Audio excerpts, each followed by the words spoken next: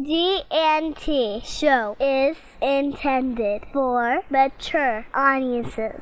Parental discretion is advised. Live long and prosper, bitches.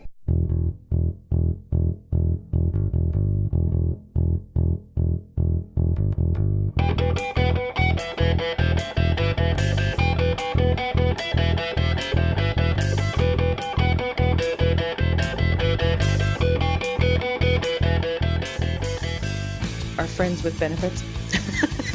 Speaking of having a good time, Terry. Mm-hmm. Dayton broke the G&T show. This is now the David Mack Appreciation Hour. You assholes. What is it about this guy that people love him so much? With his purple velvet cape and his crown. I thought it was a little much when he had us carry him in the studio on a throne. I am awesome! Look what I have done! Look what I have brought upon the world! There is an urge to go, nya, nya, nya, nya, nya. I heard rumors that you might be working on something else, but we won't prod much. I'm gonna say it. I'm gonna pry a little. Dare you! How dare you ask me to change it? Do you not understand the majesty of my genius? And the guy sitting next to me looked at me like he was, like I'd crapped in his hat. Yeah, it's the professionalism that sells the show. That's right.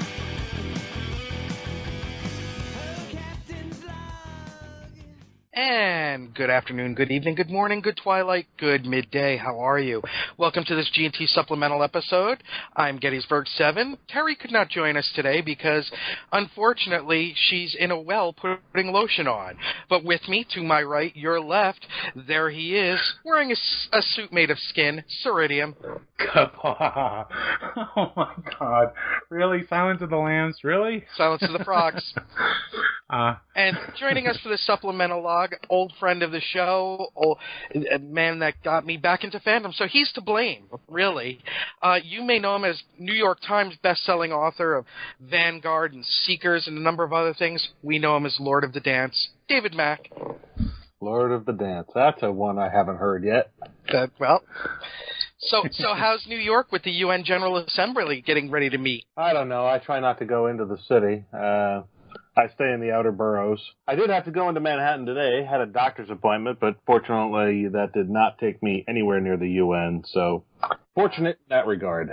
You've got that up here. I got the Pope down here, and it's just a mess on the East Coast. So How are you? Oh, frazzled, tired, the usual. I'm a writer. I'm rolling from one manuscript right into another manuscript, and I'm behind schedule as always. But isn't that better than having no manuscript to be working on? Well, theoretically, yes. It would be better if I would get paid as quickly as I would write. Unfortunately, the publishing business is very strange in that you can spend an entire year writing every single day and somehow never get paid. It's peculiar that way. It's almost like the government. It is. It's very much like that. There are clauses that say, essentially, you get paid on manuscript acceptance, except the definition of manuscript acceptance isn't that the editor has acknowledged that you've emailed it to him. It's when the editor has finished reading it and has given you a massive editorial letter of notes and revisions and things that he and everybody else wants changed, and then you have to change everything to please them. And it is only after they feel that everyone involved in the process feels you have rewritten your work to their satisfaction, then they declare the manuscript accepted and pass it to production, and that's when they process that portion of your payment. And then they still hold an additional third of your money until publication. Oh, nice. Yeah. See, this in all the talks we've had with different authors, I always thought it was like homework. You got paid when you turned it, not that I got paid for turning in my homework, but you know what I mean. That Right. When you turned it in, that was the That's when you got your grade. Yeah. Nope. No, in tie-ins, it's a little different. With tie-ins, the pay structure, or at least depending on the contract, it's different on every contract. But most of the ones I've worked on are structured so that you get roughly a third of your money when the story outline is approved by all parties, usually the editor and then a representative of the licensor. And you get a third of the money when, Actually, you get a third of the money on signing, you get a third on story approval, and you get the last third when the manuscript is accepted as, suitable for going into production. So you get all your money basically with most of the time works that I've done at the time you finish writing the book. You finish writing the book, and usually within a couple months, you're paid. But original novels, the payment schedule is very different because there is no licensor and because there is no set schedule. Some of the money gets held back until publication. And the problem is that with original books, because they're not tied into a tie-in publishing schedule, which has to have a book out every month, the originals tend to get scheduled when they're ready. And if one comes in that needs more time, it gets moved back in the schedule, comes out later. And others that are more ready move up and take its spot and so forth. So it's kind of like watching a bunch of race cars jockey for position.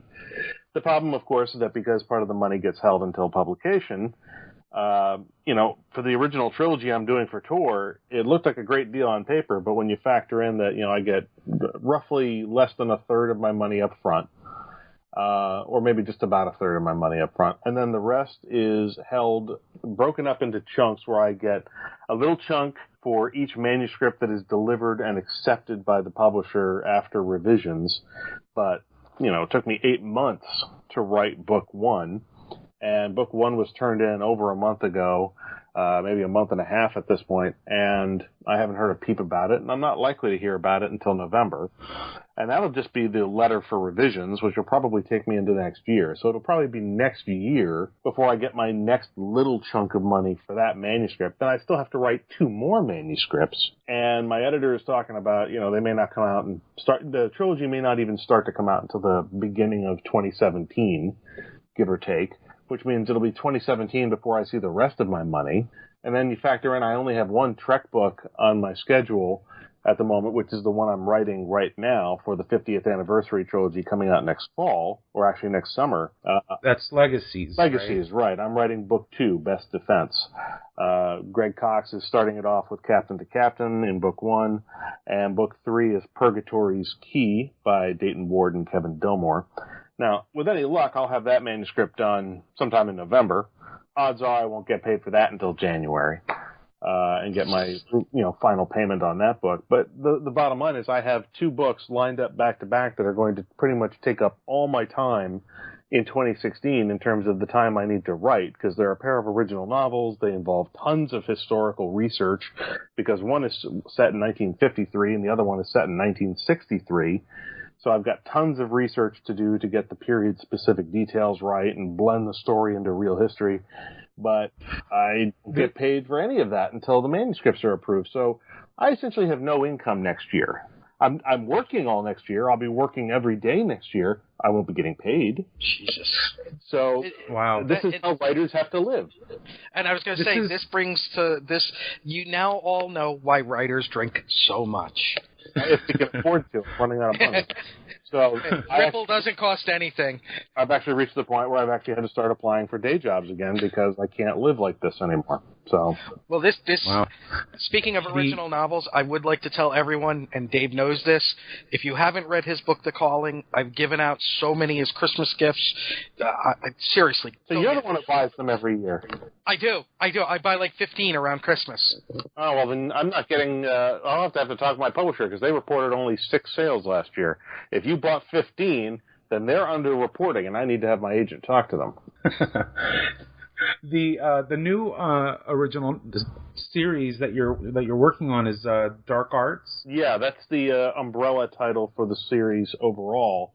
The first book is The Midnight Front.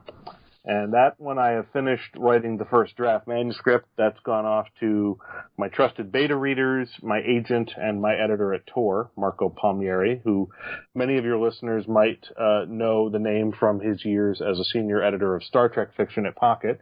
He is now a senior editor acquiring works of original science fiction and fantasy for Tor books. And I am very pleased and I feel very privileged to be writing again with Marco as my editor. It's something I've wanted to do for a long time, and I'm glad that I finally had the opportunity to do it. So yeah, Dark Arts is the overall title of the series.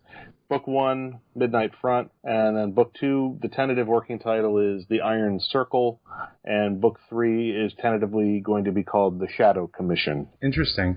Mind if we pick your brain a little about this? Is there anything that you can reveal or hint to us about what this new series is about? I can tell you pretty much what I've already revealed publicly.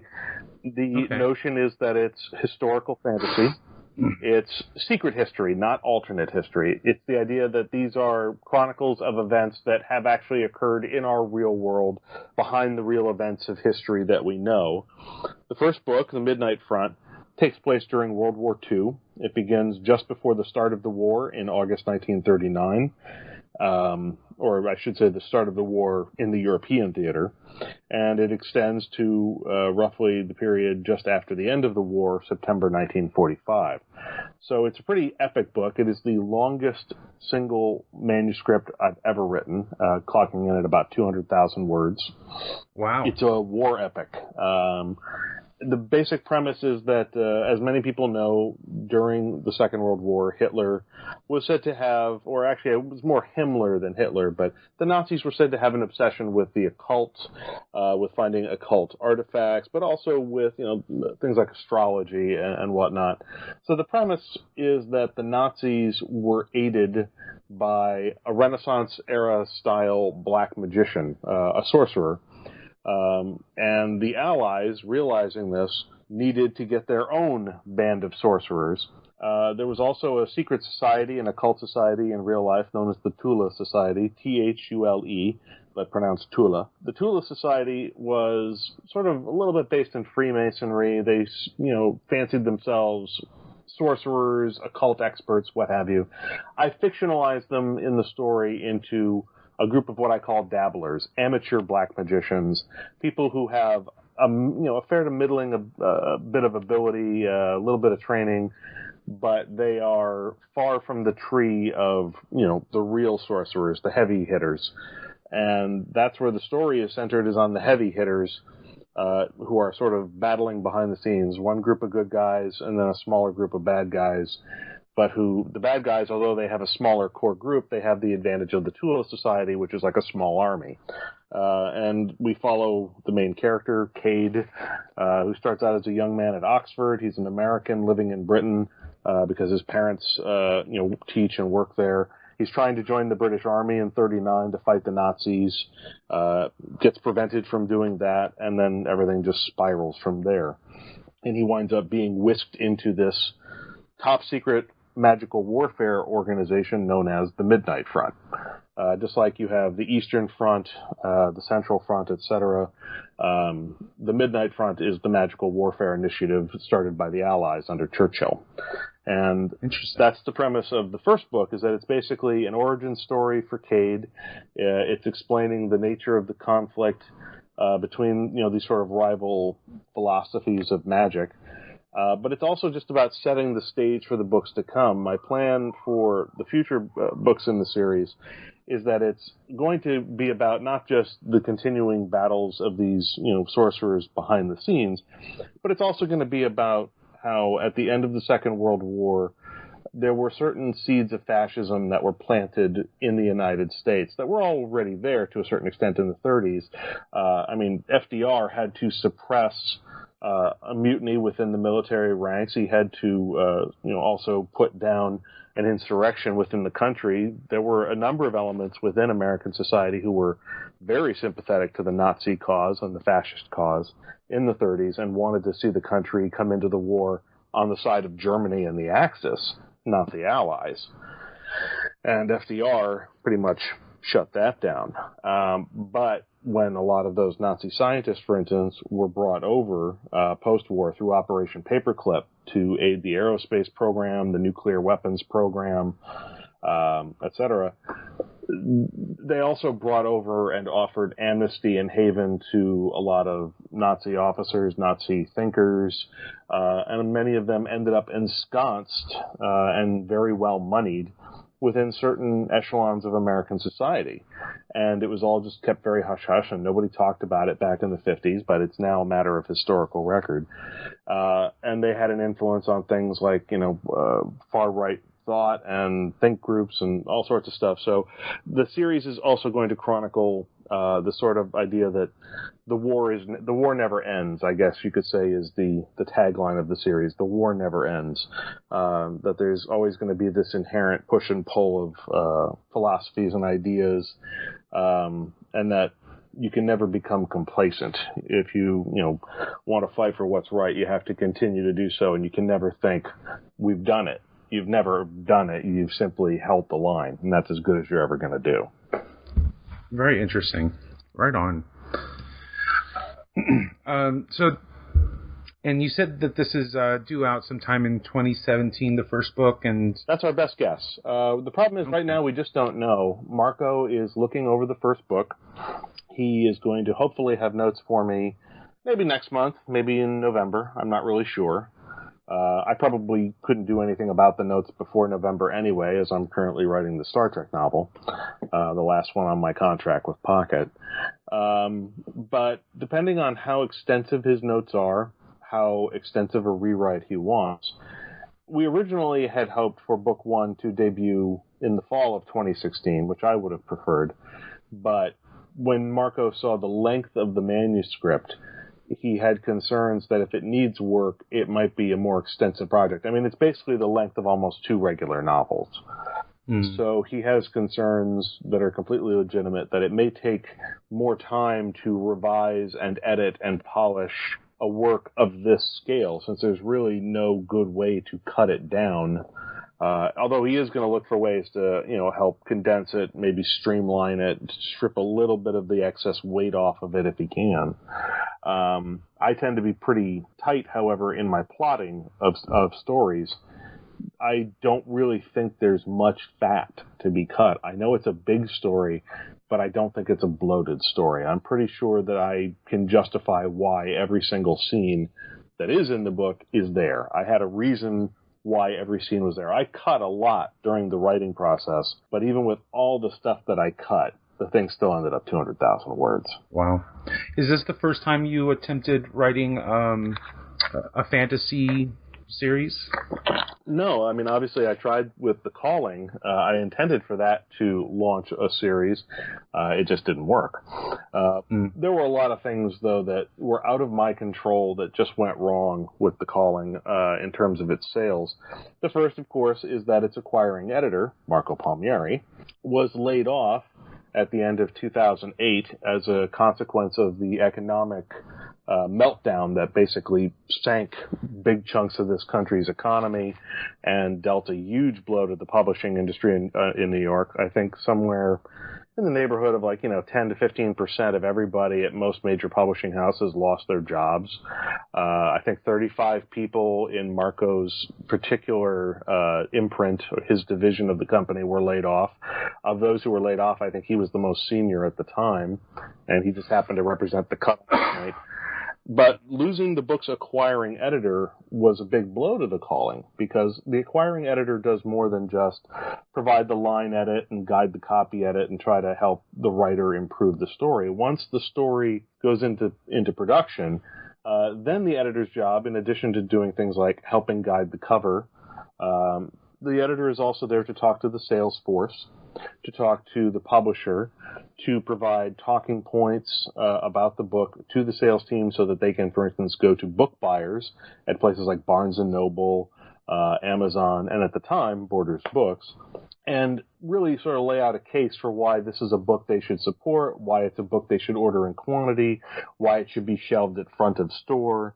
The acquiring editor is also very often instrumental in helping set up things for authors, such as book tours, blog tours, signing events, getting them interviewed, getting the book into the hands of more reviewers. Although some of that work is done by the publicity department, again, having the editor there to champion the work keeps it in the forefront of people's thoughts. So losing Marco as the book's champion and having it basically get foisted off onto another editor who, had her own stack of work to do, who had her own books that she was trying to keep from sinking, and whose workload was now overloaded by taking on the work of 2 or 3 of her colleagues who'd been let go. She just didn't have the time or the energy to champion my book the way she was going to champion those that she acquired. And the logic behind that is that, sure, the responsibility landed on her desk, but if the book tanks, ultimately she's not going to take the blame. She can say, well, I didn't acquire that book. Whereas if she focuses her attention on the ones she acquired, she needs to make sure those do well. So that was a second strike. And then the third thing that happened was right around the time the book was scheduled for publication, summer of 2009, we took another hit as just before, or I think just around the time the book was scheduled to be released, Borders Books, which at that time, although it was not the leading brick-and-mortar retailer of books in the country, it did represent a significant portion of brick-and-mortar book sales. Borders went out of business. It closed. All the units just vanished. All their stock came back and got remaindered, got pulped.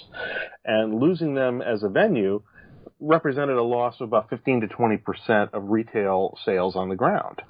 So that was another hit that the industry had just taken at the moment my book came out. And, since then the industry has, sort of learned out to roll with that punch because they've had to work out alternative strategies. But at the time it was a new hit. And so that was yet another blow that we took.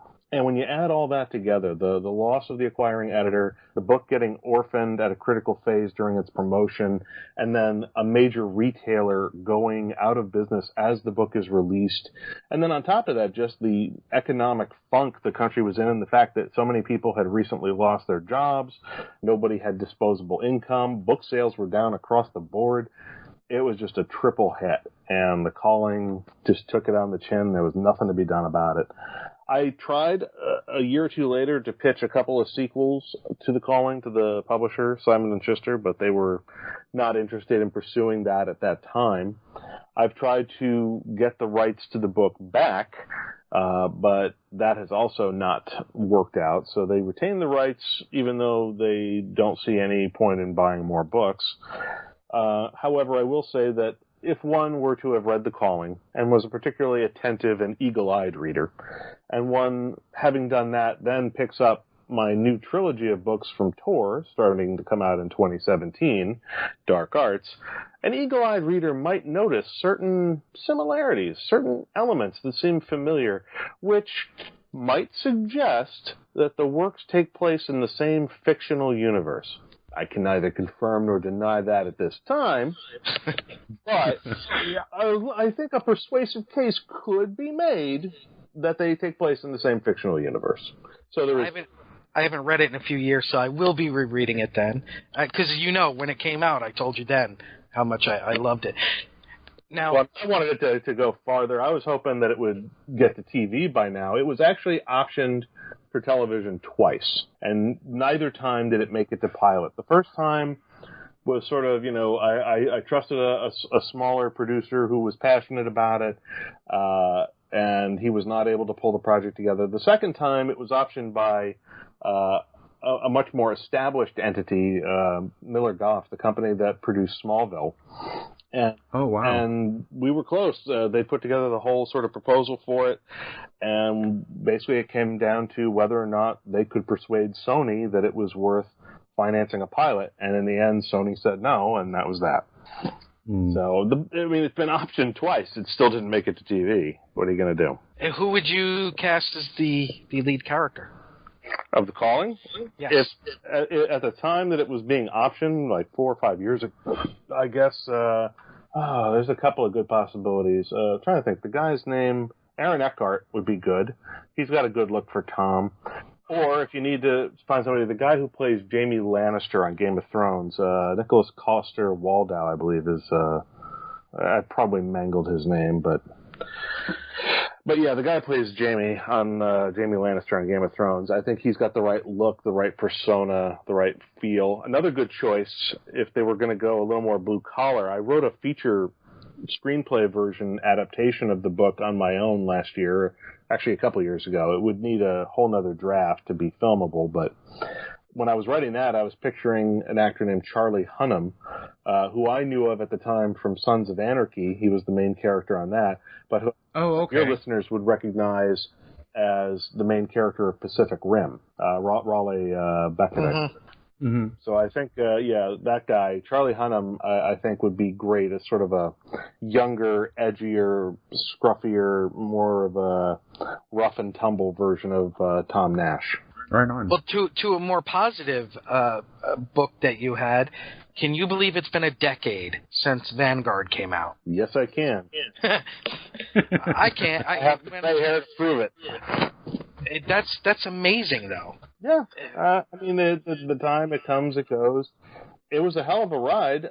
Dayton and I, and Kevin, we had a great time doing it. I mean, to this day, I continue to be amazed that Marco, who had never worked with me before, called me out of the blue and asked me to launch this series, to basically not only write the first book, but develop the series Bible and essentially plot out and architect the series. I mean, he had a rough idea of what it was he wanted to do, but he wanted me to sort of execute it and bring it to life and flesh out all the details. And it amazes me that, he would call up a writer he had never worked with and entrust me with a task of that magnitude. Some of our listeners are currently reading Vanguard. So have you noticed that a lot of people coming back and still finding appreciation for the piece? I still occasionally get emails about various books in the series. I just got an email a few days ago from a reader who had just read the Declassified anthology and my story in it, The Stars Look Down, which featured, the character of Cervantes Quinn and Bridie Mack, and ends on a rather tragic set of notes. And that fan wrote in just to tell me how moving and affecting they found that story to be, and in particular, the tragedies that mark the end of the tale, and not only how the tragic moments themselves were depicted, but how I handled the depiction of the aftermath, the emotional aftermath of those moments in the lives of the characters who survived them.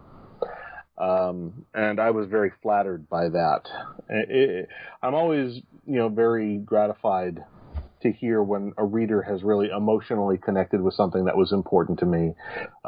Particularly, scenes like the end of The Stars Look Down, or the ending of the third Vanguard book, Reap the Whirlwind, the ending of the story between T'Pren and Lurkal, is one that was, emotionally very difficult to write, but that was how I knew I was doing something that was worth doing. Right on. And since then, you, Dayton, and Kevin, you guys got the band back together for Seekers. We have, and that was just another one of those bits of serendipity. Right on. The third book in the series, Long Shot, which is your second installment in the series, that is currently out right now. Yeah, that released on July 28th in the United States. I think it may also have released around the same time in the UK, but I'm not 100% sure about that. And Dayton's the book 4, which Dayton and Kevin, I believe, is due out, I think, in October? I think that's coming out October 27th. So, happy birthday gift for me. So, are there more plans for Seekers after Dayton's book? Not that I know of. Not that you know of. Not at this time. I mean, obviously we plotted out, I think, like 6 different story seed ideas when we were proposing the series. And we've managed to do 4 in relatively quick order. However, part of what sort of changes up the pacing a little bit is that next year, as I'm sure you are already well aware, 2016 is the 50th anniversary of Star Trek, and the Pocket Books publishing program, just like every other major aspect of Star Trek out there, is planning a number of big events to honor and celebrate that milestone birthday for Gene Roddenberry's visionary franchise. And as a result, much of the schedule had to be spoken for by works related specifically to the original series rather than spin-off works such as Seekers, and also to Next Gen, which is the direct heir and successor. As a result of this desire to focus a little bit more on the classic original series, I think there just was less room in the schedule for tangents, particularly stuff like Seekers. So I think the other factor, of course, is that it was last year, I think around this time last year, actually, is when I was making the deal with Tor for my trilogy.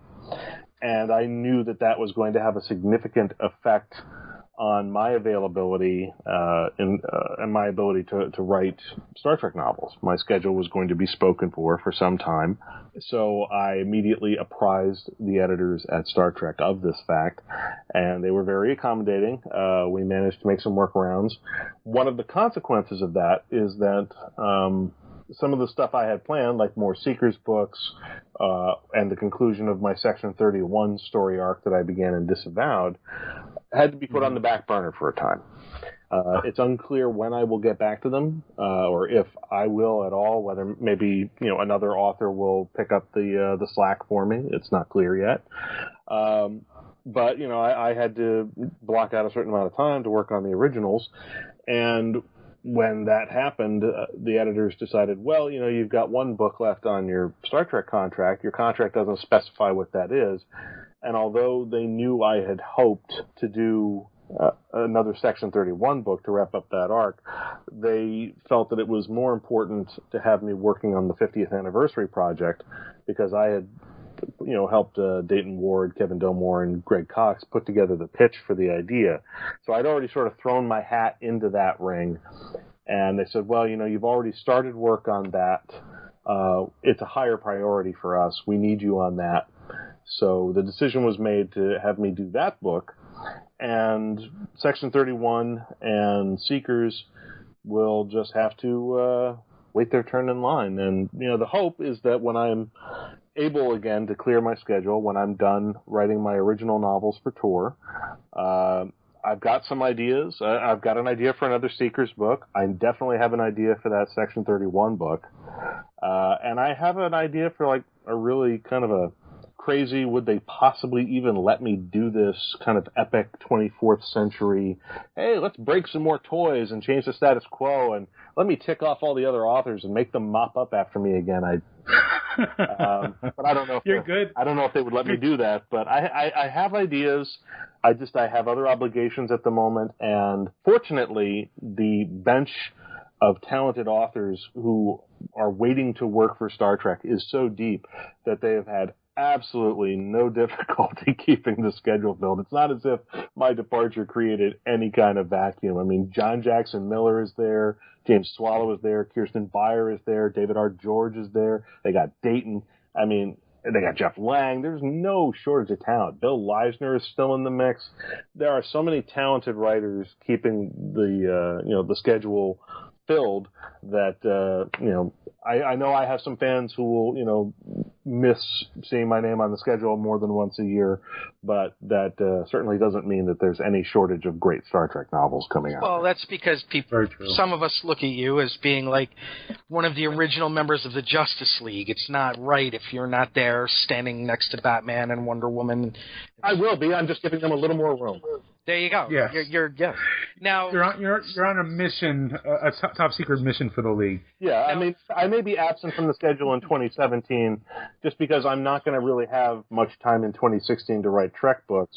But again, I've got the ideas, and as soon as my schedule gets me to a point where I'm able to say, all right, I know that the 2 books I'm working on for Tor will be done by X date, I should start putting together pitches now for new Trek books. I'll send them to the editors with a memo saying, this is my current schedule. This is when I'm done. This is when I'm free to start work. If you're interested in any of the ideas, maybe we can talk about, setting up a deal. But that's, a ways away. And the first thing I have to do is convince them that these stories I'm cooking up are worth doing. Well, speaking of stories worth doing, can you tell us about your book that came out this past month? From the hit TV series 24. Oh, 24 Rogue. Yeah, that was a fun project. I got called about that last year, I think it was May or June. I think it was May is when they first reached out to me and said, would I be interested in doing it?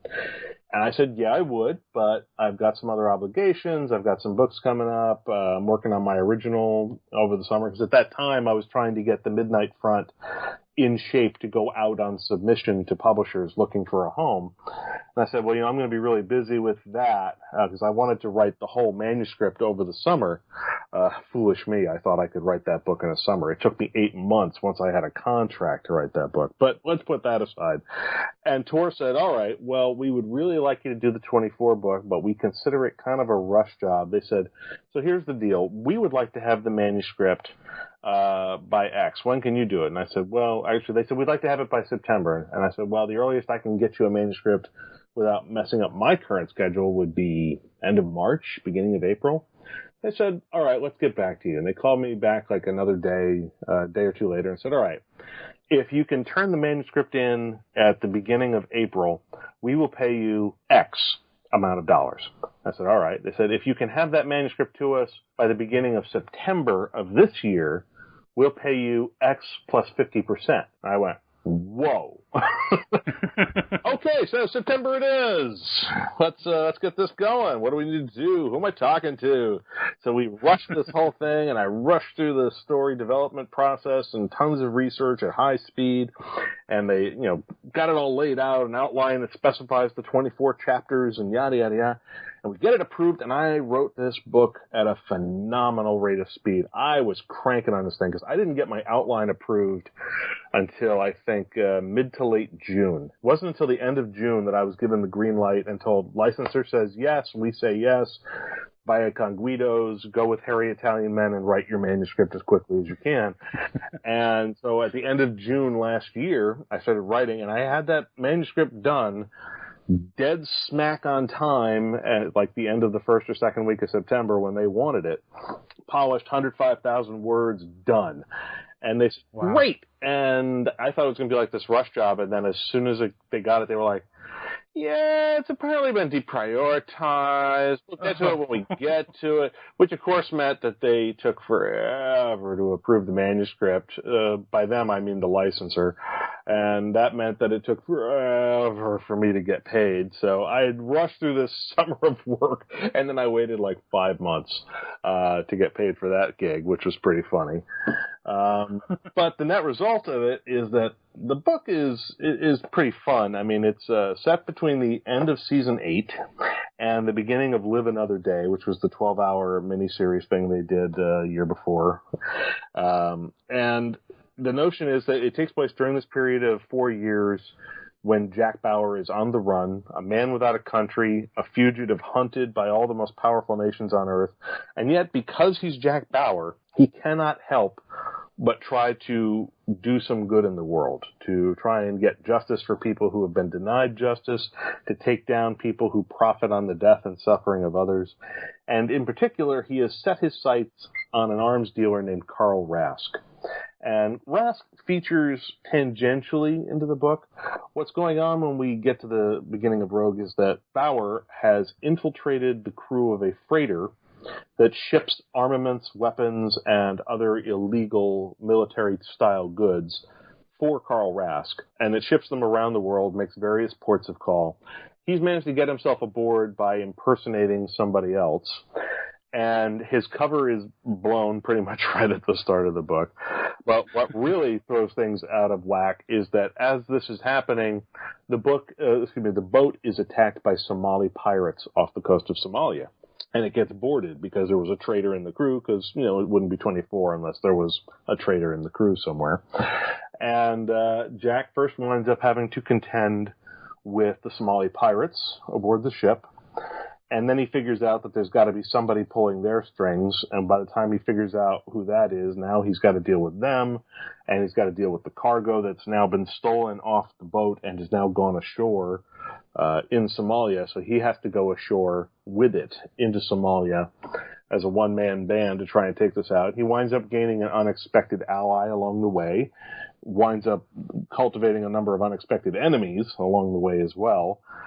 As usual, gets caught in the crossfire a few times, and kicks a lot of ass and drops a lot of bodies, blows up some stuff real good, survives a bit of torture, has some angst, gets a few good one-liners, and then goes off to fight another day. Right on. Sounds like fun. It is. If you you do a lot of tie-in work, although a lot of it seems to be within Star Trek. But if you had a dream tie-in job, what would it be? If you could write a dream tie-in novel, what would it be? Well, I used to have a bucket list of 3 of them, one of which was 24, but I've done that one now.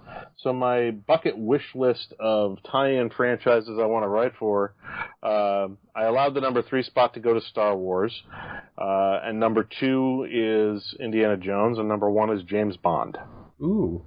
Interesting collection there. Yeah, I mean, I would love to write, James Bond. I would love to write an Indiana Jones original adventure.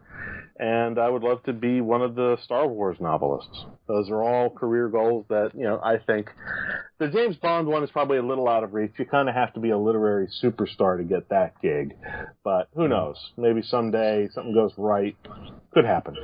What era would you set the Indiana Jones in? Like pre-Raiders or? Hard to say. I might want to go pre-Raiders, or I might go post-Raiders, but before Last Crusade. Okay. Like a World War II adventure could be fun. Like having him, once the war actually breaks out and is in full-fledged, open combat. Indiana Jones in the European theater, or maybe somewhere in the Middle East, could be interesting. Maybe Indy, as part of the AfriCorps campaign, something like that. There's any number of ways to go. Yeah, or I was just thinking like the area south of Baghdad where the ziggurat is and things like that. Or I could go South Pacific. Maybe he's involved in the Pacific, and somewhere out in the islands, dealing with some weird, hokey, crazy, witch doctor-y type crap stuff out in the Philippines or Indonesia or something. And meanwhile, the Japanese forces are closing in, and there's any number of possibilities. I would need to do a bunch of research, but again, I love that era of history. I love that character and just the tone of that series. So Indiana Jones is very high on my literary tie-in wish list. Star Wars is high on that wish list just because, I grew up loving Star Wars right alongside Star Trek, but for different reasons. And then, of course, James Bond, because what thriller writer doesn't want to write James Bond? Now, you have... in October and November, people will get a chance to see you in New York and Saratoga Springs, New York. Yes. Yes, New Yorkers are going to be very fortunate. I'll be at New York Comic Con. I'm working on arranging a signing on Friday, October 9, probably with the Simon & Schuster folks. I'm also talking with Tor about trying to get a signing at the Tor booth for my 24 novel, but I don't know yet if that's going to happen, and if it happens, I don't know when.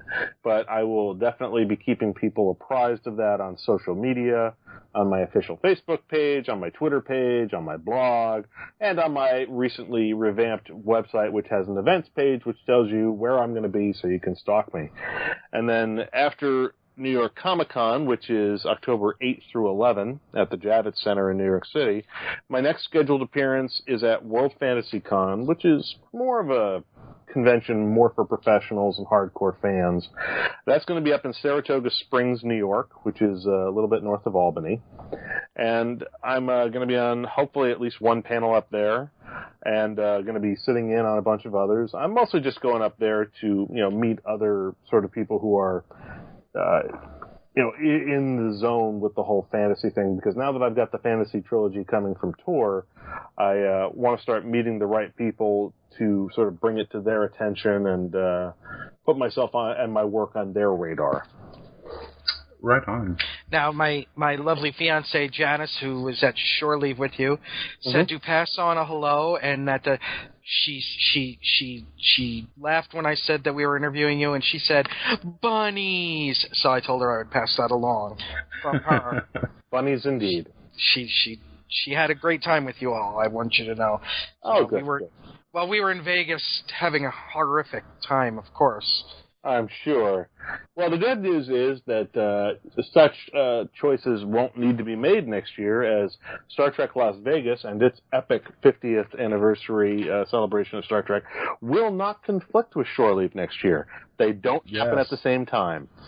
We are very excited Yeah, Shore Leave 38 will be happening on July 15, 16, and 17 next year, whereas the Star Trek Las Vegas event will be happening August 3rd through 7th. So and of course neither one conflicts with San Diego Comic-Con, which is running July 21 through 24th, I believe. So, I mean, it's going to be a busy time. I'm hoping to make at least 2 of those, maybe all 3 of those. And as I'm trying to sort of ramp up my media presence in anticipation of, greasing the gears for the start of my trilogy, I'm hoping to make a lot of cons this year. Next year is going to be very busy for me, both in terms of writing and in terms of convention appearances. That's great news. My final question is in regards to Legacies. I realize that there's probably not a lot that you can reveal since your book is in the middle of the series. But what can you tell us about the series? I can tell you that it's going to be 3 books long. I pretty much told you what I'm going to tell you, which is that Greg Cox is writing book 1, Captain. Okay. I'm writing book 2, Best Defense. Dayton Ward, Kevin Delmore are collaborating to write book 3, Purgatory's Key. Each book will tell a standalone, well, not necessarily a standalone story. There is a connecting thread of narrative that ties all 3 together, but we're not writing cliffhanger books. It's not like Destiny, where each book ended on a cliffhanger and the next book picks it up and runs with it, etc. Each book moves the meta-narrative forward and also tells its own story from beginning to end.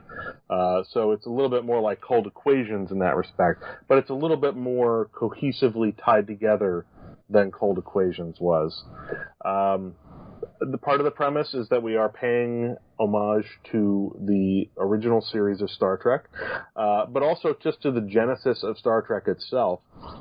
So it's going to feature not only Kirk and the crew from the 5-year mission era, but we're also going to see some of their Enterprise predecessors are within the narrative. Some of them are going to feature into the story, one of them rather prominently. And we're going to be, dropping in lots of little Easter eggs and nods to episodes of the original series.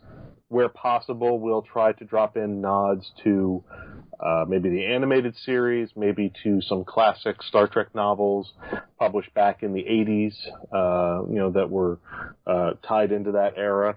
We may also try to, just tie it all together with the grander tapestry. But the key focus is telling a very specific narrative during a very specific period of the Star Trek, the original series continuity. And I think it's going to be just sort of a fun little adventure that's going to capture the essence and the spirit of Star Trek. The idea of, strange new worlds, new cultures, but also, we've got our own complex astropolitical situation that keeps our characters pretty busy. So it's an idea of finding a balance between all those things that we associate with and love about the original series, and at the same time introducing some new elements and perhaps putting a few new twists on things we thought we knew, and then tying it all together and making it all work, which is, what we tie-in writers do. Right on. Now, two final questions I have for you. We've done the Lipton questions with you and all of that. Now, you've written a Wolverine novel.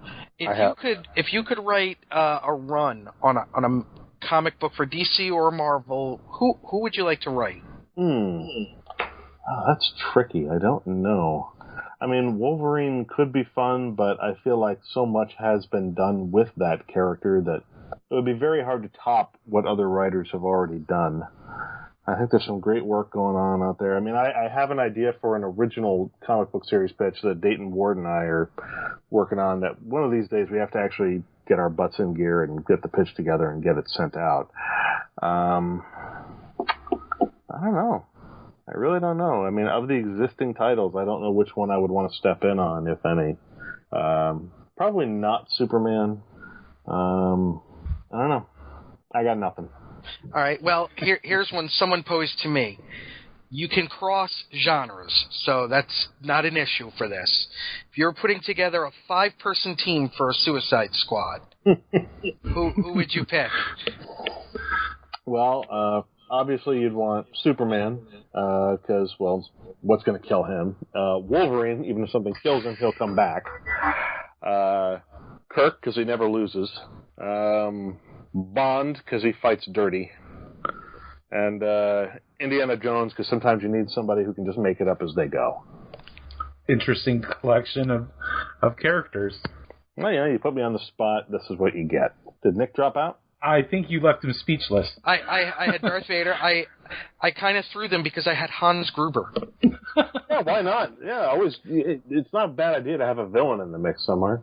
I mean, Right? I suppose I could have gone with Lex Luthor. That would have been good. I just think Hans Gruber is so cool because Alan Rickman makes everything better. Well, I mean, he's cool, but then again, Hans Gruber, he lost his whole team. His plan ended in failure, and he got dumped out a window. So I'm not sure. I mean, if you're trying to emphasize the suicide part of Suicide Squad, Hans is definitely your guy. That I say, only Hans, Bibby, way to succumb to gravity, baby. Okay, but see, he would have people around him who would account for McClane. You'd think, but Darth he Vader still got dropped out a window. Put Darth Vader on the team with him. He'd use the Force and keep him from falling. All right. Is there anything you'd like to add? Just that By the way, these are the things that I stare at the cubicle wall and think about at work, and then wonder why I get counseled a lot.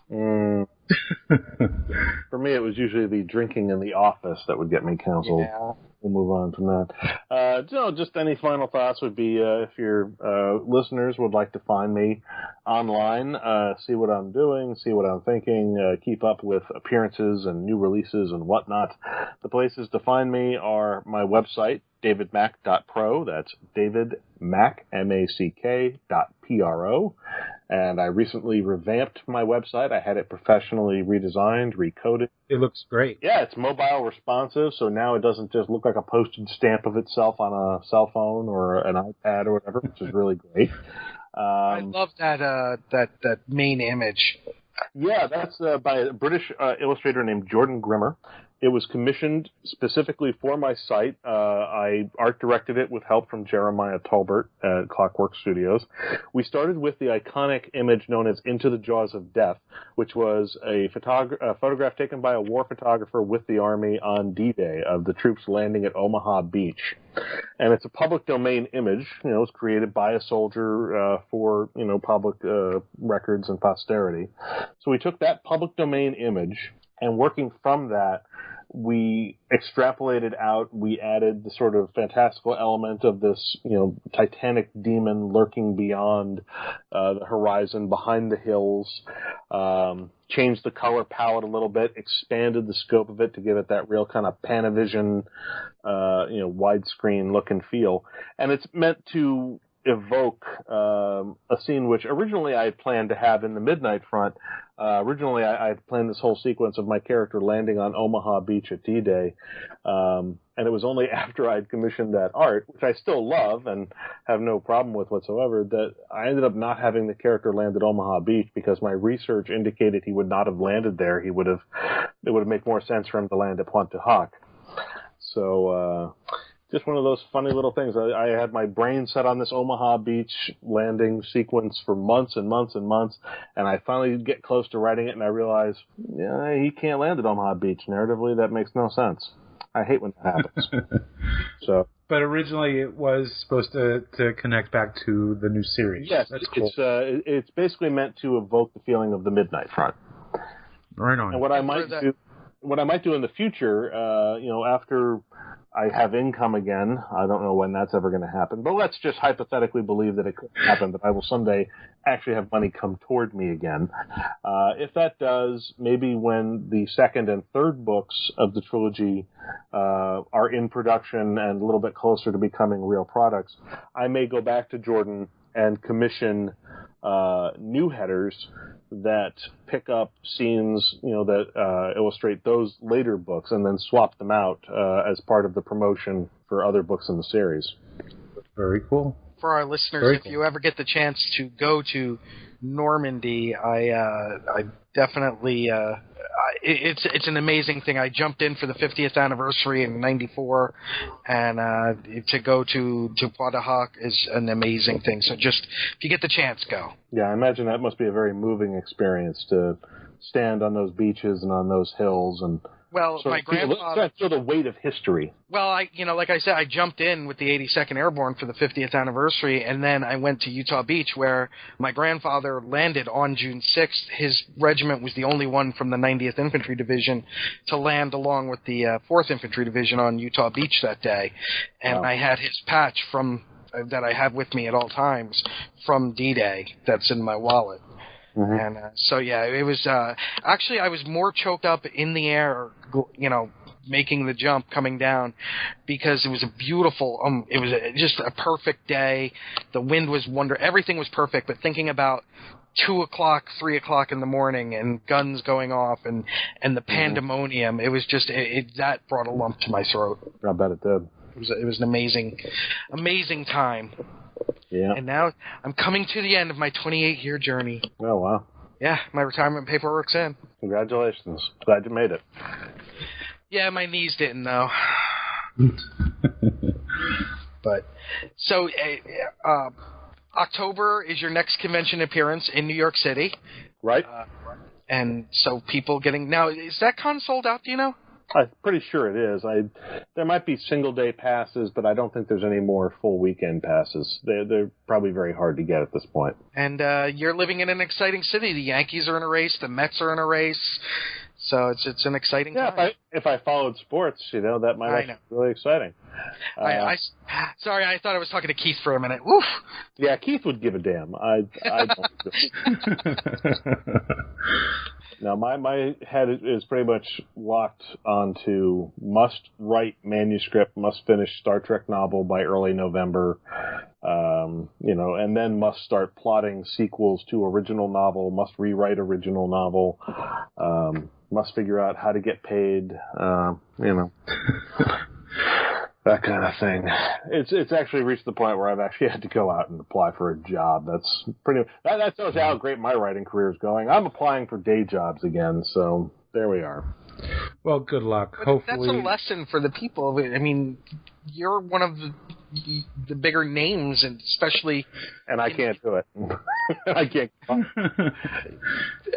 It's just there's certain economic realities to the profession that unless you are number one New York Times bestseller and drawing massive advances, and there's really only maybe a dozen writers in the science fiction and fantasy field that are so well compensated that they live in comfort off their writing, with no thought of having to have a day job or even an employed spouse or whatever. There's maybe a dozen writers at that level, and then there's a couple hundred of us, maybe 400 or 500 altogether, who are just sort of scrabbling along, filling out the mid-list, trying to stay alive, trying to continue to get published, trying to get another book under our belts before somebody pulls the rug out. And despite having the brag credit of New York Times bestseller, I am still very much in danger of having the rug pulled out at any moment. So I never forget that. Well, thank you very much for taking the time to sit down with us, David. We wish you a lot of luck. Hopefully money finds you soon. Yeah. Because we love. I hope it's looking for me, for one thing. I don't even know that it's frickin' looking for me. But find me, yes. Let's hope it finds me soon. I'm just sitting here. I'm not hard to find. Money, I'm right here where I've always been. Please come back. I'll try to treat you better this time. But we do love your work, and I'm trying. But we do love your work, and we want to continue to read the stories that you have to tell. I appreciate it. Yeah. So thank you. My pleasure. Always fun to be here. Sorry Terry couldn't join us, but maybe next time. Hopefully, yes. The truth is, she's drunk. She's passed out. Oh, that's a shame. I wish I was there. Well, not with her, but I was just drunk, passed out.